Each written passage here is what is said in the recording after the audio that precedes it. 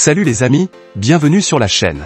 Aujourd'hui, on va parler d'un smartphone très attendu par les amateurs de gaming sur mobile et les fans de la marque Infinix, le GT30 Pro, qui arrive enfin en Inde.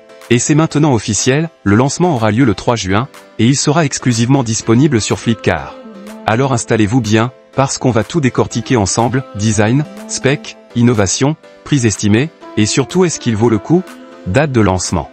L'Infinix GT30 Pro a été lancé mondialement la semaine dernière en tant que successeur direct du GT20 Pro, et il n'aura pas fallu attendre longtemps pour voir débarquer la version indienne.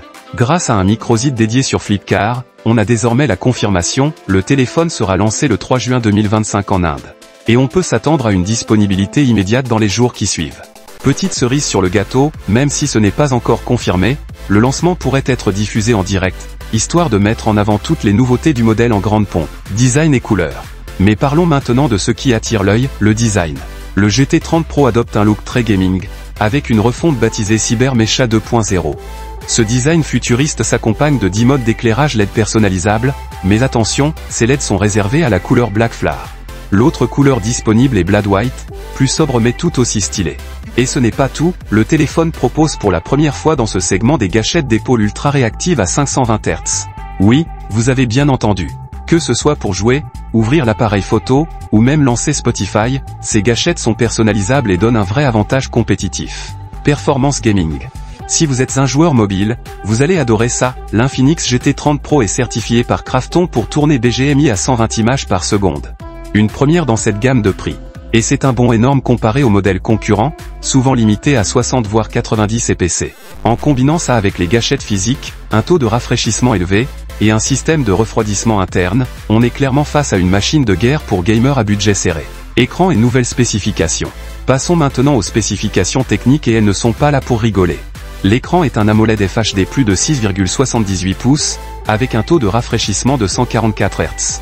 Autrement dit, fluidité totale, couleurs éclatantes, et une luminosité max de 1100 nits, idéale même en plein soleil. Sous le capot, on trouve le processeur MediaTek Dimensity 8350 Ultimate, une puce puissante qui succède au Dimensity 8200 du GT20 Pro. Côté mémoire, on a jusqu'à 12 Go de RAM LPDDR5X et 512 Go de stockage UFS 3.1. Un combo rare dans cette gamme, qui garantit vitesse et fluidité pour toutes les tâches. Ajoutez à cela un système de refroidissement WC, parfait pour les longues sessions de jeu, et vous obtenez un téléphone taillé pour la performance. Appareil photo. Bien sûr, ce n'est pas un photophone, mais il se défend.